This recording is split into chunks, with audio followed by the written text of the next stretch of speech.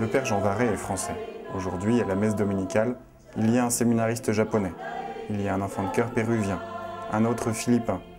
Parmi les fidèles, des Africains, des Vietnamiens et des Japonais.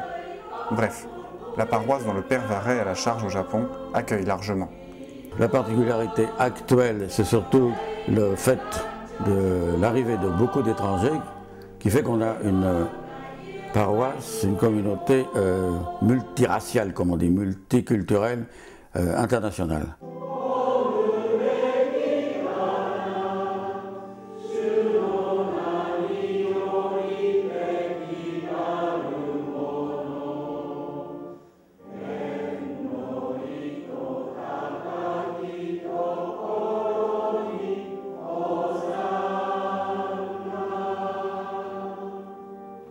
Dans cette paroisse, le père Varret, prêtre des missions étrangères de Paris, doit célébrer la messe en plusieurs langues, parfois même en portugais, pour la communauté catholique brésilienne. Comme beaucoup d'endroits au Japon actuellement, on est un peu, je ne dis pas inondé, mais c'est surpris parce que c'est arrivée massive d'étrangers qui n'était pas la façon de faire habituelle de l'Église du Japon depuis longtemps. C'est positif. D'ailleurs, l'évêque a pris une décision tout à fait positive en disant c'est une grâce pour nous d'accueillir tous ces étrangers. Une grâce qui témoigne de la variété et de la richesse de l'Église. Pour le père Varret, le caractère universel de l'Église est d'ailleurs la raison d'être de tout missionnaire quand il part annoncer le Christ dans les contrées lointaines.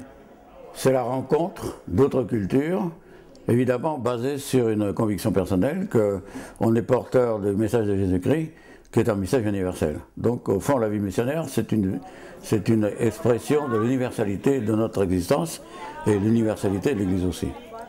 La paroisse du père Varret témoigne de l'universalité de l'Église. Au quotidien, vivre entre chrétiens de différentes cultures n'est pas toujours évident. Pour vivre la rencontre avec les autres, pour vivre sa foi au milieu d'une autre culture, une condition est requise. Il faut beaucoup de patience. Alors c'est peut-être une qualité que le monde occidental perd. On veut toujours faire tout de suite beaucoup à la fois, à toute vitesse.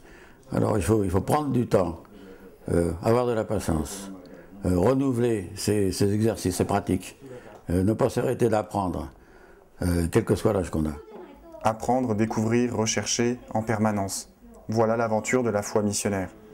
Le père Varret, encore curé de paroisse à 76 ans, vit cette aventure au quotidien.